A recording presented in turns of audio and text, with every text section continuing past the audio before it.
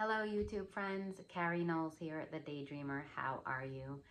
It is Monday night and I am home in my pajamas at 7 o'clock, 7:07 to be precise. So I thought I would take this time to do a cozy little book review on one of my favorite personal development books, my first personal development book ever, which completely catapulted and changed my life. I read this book 9 years ago. It is called The Big Leap. I'm going to try to pull up the cover so I can show it to you. I have all my books on my Kindle app. I don't have a hard copy, but I will post a picture of it and maybe a link in the thumbnails and description. So this might be backwards, but this is what the cover looks like. It's called The Big Leap by Gay Hendricks. So conquer your hidden fear and take life to the next level. So this is exactly what I did. And I read this book 9 years ago. I was trying to do the math and I'm pretty sure it was 9 years ago now. I'm just getting to the first chapter because I'm going to read some of my highlights from the first chapter. And then I have 5 reasons why, 5 things that this book takes you through. So like 5 bullet points and how it helps you improve your life and manifest your desires, which is what we're all trying to do.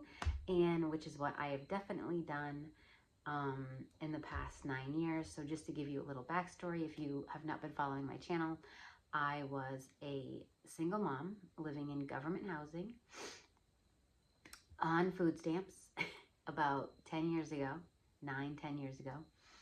I probably started changing my life a little bit before that, but sometimes when that happens, it doesn't really seem like we're changing things because things might seem worse to us because we're not looking at it from the right point of view. Sometimes if you're going through something, it's really like the universe's way of just picking that thing up and moving it out of your way, because you can't get from point A to point, you can't get to where you want to be from A to B with something that's in the way. So maybe it's a relationship, maybe it's a move, maybe it might seem like it's a bad thing, maybe it could be a health issue, but it can actually turn into a life-changing situation. So that's where I was probably at 14, 15 years ago, where it seemed I am having some allergies tonight. So I'm just going to be sniffling or itching. I don't know what my problem is, but so something that might seem, so that's where I was at 15 years ago. It seemed like things were getting worse for me rather than better. But actually now that I can look back and I know what I was going through, certain things had to be removed from me, from my life, in order for me to move forward. And that's exactly what happened. So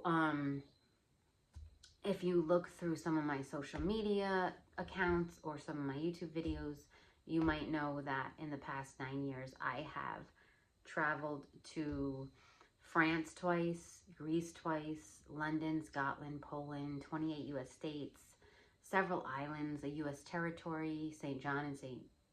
Thomas, Martha's Vineyard, Galveston, Key West.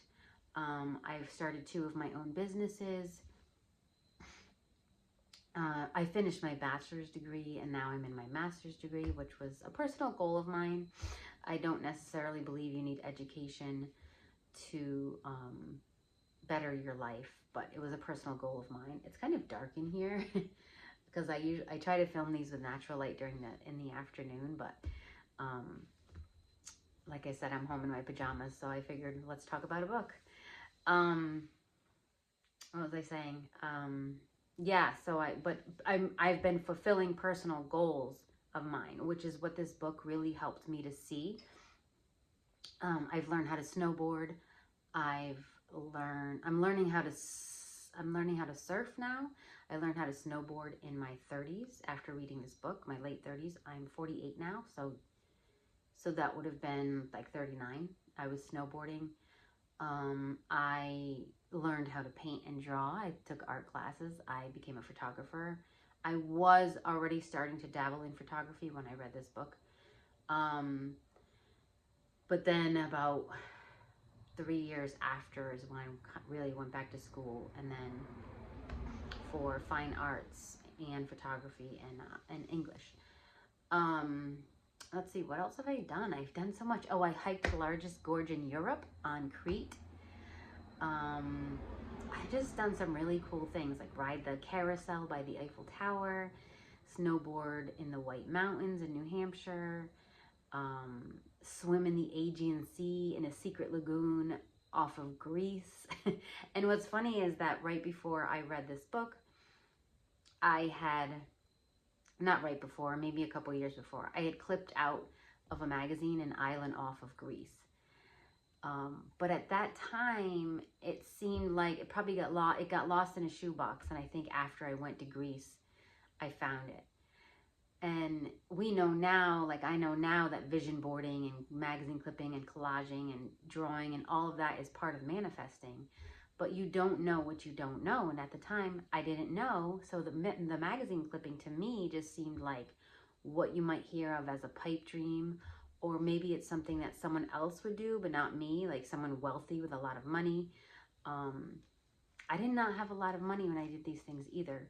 But the fact that I believed that I now knew I could do them and I could have what I could actually want things. I think I didn't even know I could want things. And I think that's part of like our conditioning from society. Like, you have to struggle, you have to work, you have to do this and that, you have to have a house, you have to, go to work every day, you have to stay, keep up with the Joneses and do all of these things. But actually, if that's not what you want to do, you don't have to do them. And if what you want to do is go learn how to snowboard or travel, then you can do that. So I think that's number one, is that one of my first points from this book is that you can he teaches you can get anything you want.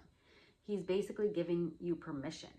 So he was giving me permission. I never knew this. I didn't know I could have anything I want.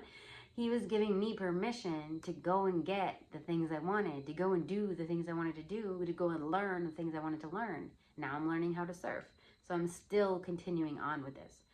So I'm actually going to read this book. I started it again when I wrote this last night. I started to start it again like a month ago, but last night I decided I'm going to start it again, and then I wrote this script for the video. But I'm thinking that if it helped me catapult my life so much 9 years ago, imagine if I read it a second time, how much I can quantum leap again now. So I'm super excited, and I highlighted some things in the first chapter. So my first point is, he teaches you can get anything you want and gives you permission to do it. So now I'm going to read you some highlights from the first chapter. I'm not going to read the rest of the book because you can buy the book or rent the book. And I actually had no money when I read this book, and I got it at the library. So you can still go to your public library. It's a great resource, and you can take it out for free. Now, another interesting story is that I found this book on the website of my mentor, Heidi Hope, who I'm an affiliate with, and she has an amazing manifesting program and art classes, and I will link that below as well. So this is from the author. I'm going to start reading some of my highlights. I'd like you to spend more and more time every day enjoying an organic, deep feeling of body-mind wellness. Okay? And this is my first personal development book 9 years ago, so this is my first introduction to this. Since then, I have actually gone to school for mind-body, body-mind, what was the course I took? I can't even remember. It was so long ago. Mind-body health, I think. But yes, I actually studied this at a university and got a degree. And I studied educational psychology, mind-body health, fine arts, and English. So I know a lot about this now, but I did know nothing about this then. So this was like eye-opening to me. Enjoying more and more time every day. Yeah, what did they do? Like, yeah, right. What I'd like for you, if you're willing, is for all of your life to flow more positively and easily for longer and longer periods of time. And I love reading this the second time because now I can attest to that is what is happening now for me. And that has progressed over the last 9 years. If we think it's even remotely possible to feel good all the time and have life go well all the time, we owe it to ourselves to find out how many of us can do it. That's why I have this channel. That's why I have my other channel, Manifesting Movies, because I want to help other people learn how to make their life magical like I have. I want to see how many of us can do it because my life is now magical. All right. Where am I now? Okay, this is the big highlight.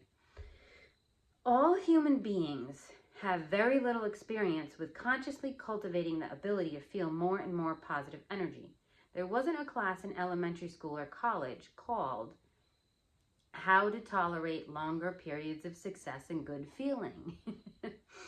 I think it's remarkable that we can go all the way from kindergarten to a PhD or MD without anybody mentioning something so fundamental. But that's the world we live in at present.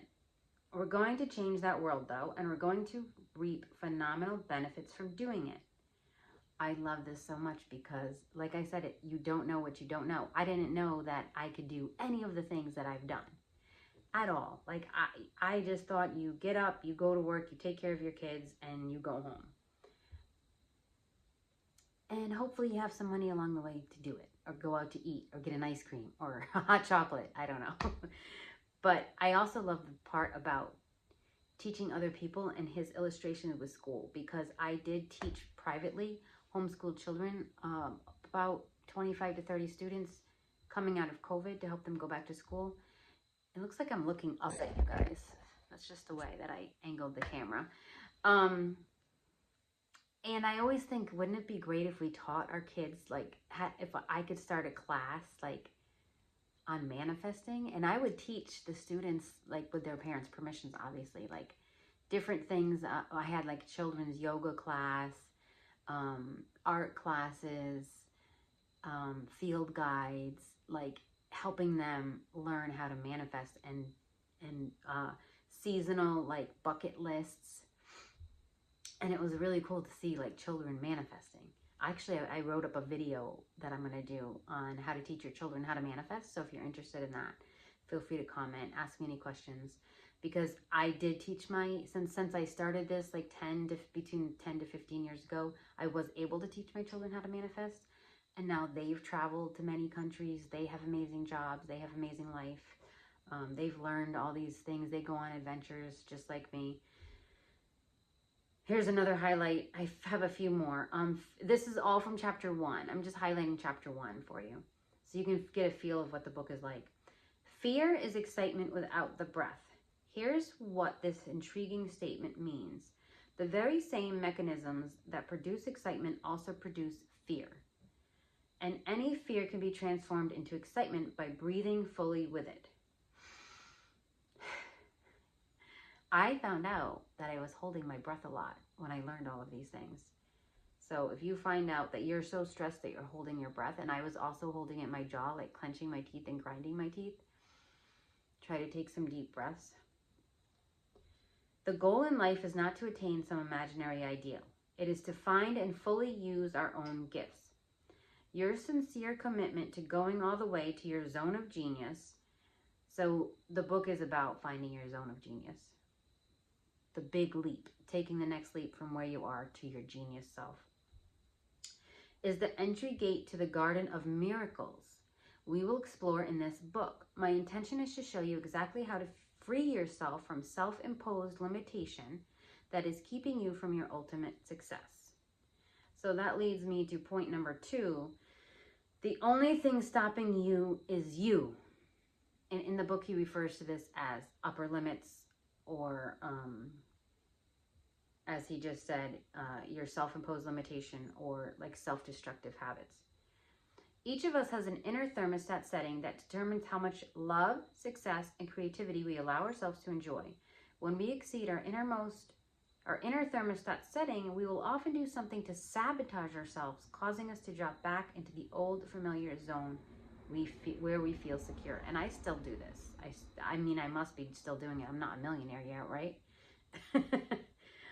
If you watched my last video, I was like, I'm just a normal person, you guys. I'm not a millionaire. But I have been able to call in crazy magical things. Now I just need to figure out how to call in the millions of dollars, right? Maybe reading the book a second time will do the trick. Your capacity expands in small increments each time you can consciously let yourself enjoy the money you have, the love you feel, and the creativity you are expressing in the world. As that capacity for enjoyment expands, so does your financial abundance, the love you feel, and the creativity you express.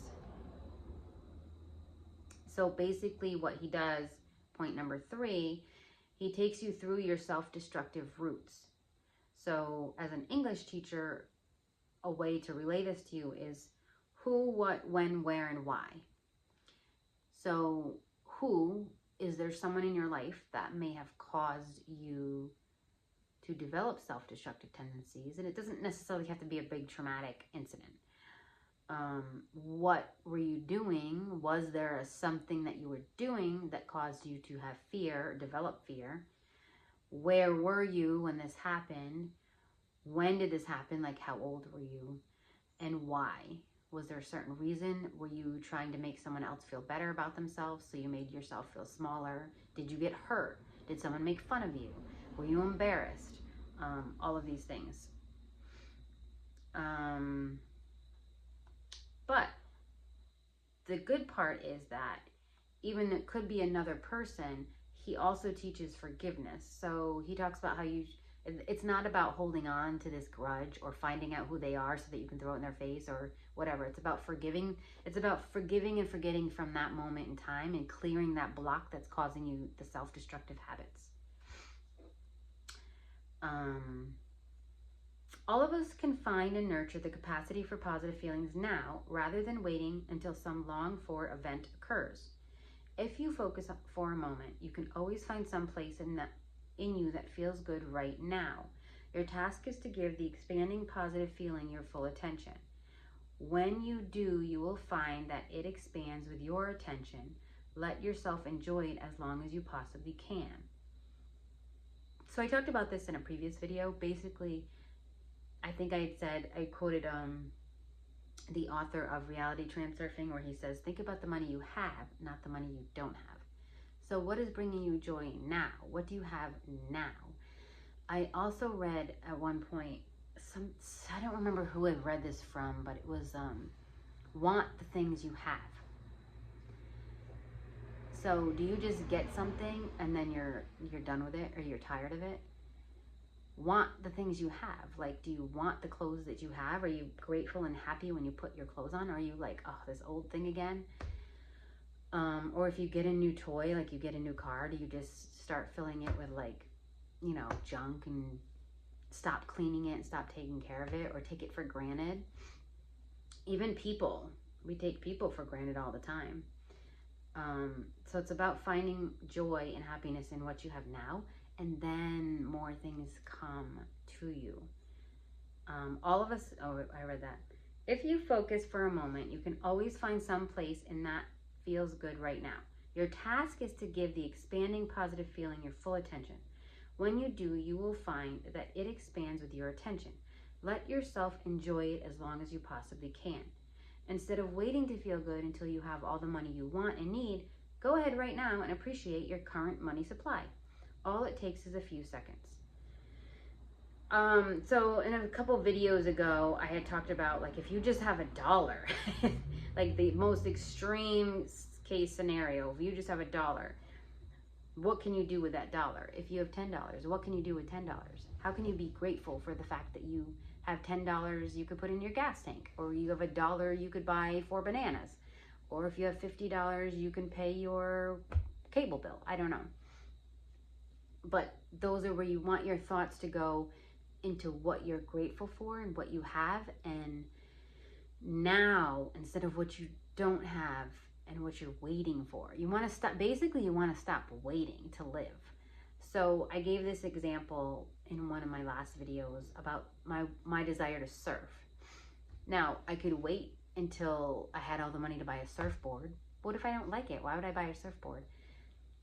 I started looking up classes where they give you the surfboard comes with the class, right? So then you're basically renting the surfboard and paying them to teach you. But then synchronistic events led me to find and make a new friend like 6 months ago, and she's like, hey, can I teach you how to surf? You want to get on my board? After we had both like developed sort of a swimming group. Like we were doing cold ocean plunges, and then it got warm, so we just called it an ocean plunge instead of a cold plunge, and we continued this on for like since April. And she talked about us getting on her board, and I think one of our other friends did, and then I never did. And I was like, well, I guess it's about time I got on your board. She's like, how about tomorrow? So this was something she offered, and I will probably pay her, and I offered to give her a photo session or something else in return. My last thing about the book is that it teaches you about this is a little bit random. I don't remember exactly how it ties into the book, but it teaches you about Einstein time and a lot of manifesting. The trouble is time. We don't think we have enough time to do the things we want to do because we always have to go to work or school or take care of kids or run errands or go to doctor's appointments. The list could be endless. So he talks about Einstein time, the theory of relativity, and how to use this to your benefit for time management, for slowing down, and for relaxing. So I think one of the examples he gives is that if you're in love and you're spending time with the person you're in love with, it's like you have all the time in the world, and like time slows down. And some people call this a state of flow. Like if you're creating a painting, time is slowing down, but really things are speeding up around you. I think this is like a space rule, a gravity rule, like the space-time continuum, sci-fi.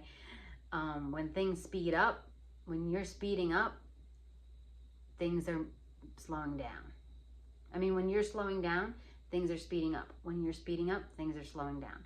So when we're rushing around, our manifests are slowing down. Our manifestations are slowing down. They can't keep up with us. But when we're slowing down the way things are intended, then they come. Like if you watch one of my moon manifesting videos, that's what it's about. The way the moon pulls the gravity of the earth. It's like an elastic band. I don't have an elastic band, but it goes back and forth like this. It's like the earth, and we're on the earth.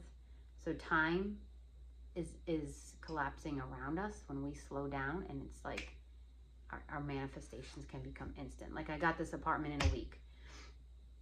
There's like a housing shortage. Nobody in my world believes people were starting to post responses to things that I do, like, wow, things happen really fast in Carrie's land, and I call my magical universe Carrie's land. And there was this 1 week where I totally freaked out my boyfriend because I moved out of my old apartment, quit my job, drove off the lot of a car dealership, bought a car, filed my taxes, like did everything in like 72 hours. 72 hours I did all of these things. And most people will take like a long time to do these things. And then 3 months later, 2 or 3 months later, I got this apartment in a week. I drove by and saw the sign, and I was like, I think that's my next apartment. Tomorrow's the new moon. I think the new moon's giving me a new apartment, and it did.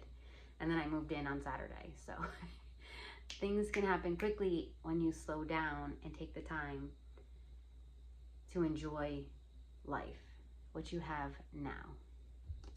I think that's everything about the book. Some examples at the beginning of how my life completely catapulted and changed. And then some highlights of the book, and then some readings of the book. So hopefully that explains everything. If you have any questions, post them below. If you like the book, let me know what you like about it. If it helps you, share your success stories in the comments. And I will see you next time. I will share some links below on how you can work with me or contact me. And head over to Manifesting Movies, because if you want to manifest quickly, that stuff's happening real fast for me with those manifesting movies. All right. Remember, life is a sweet dream, and we are the daydreamers. Bye.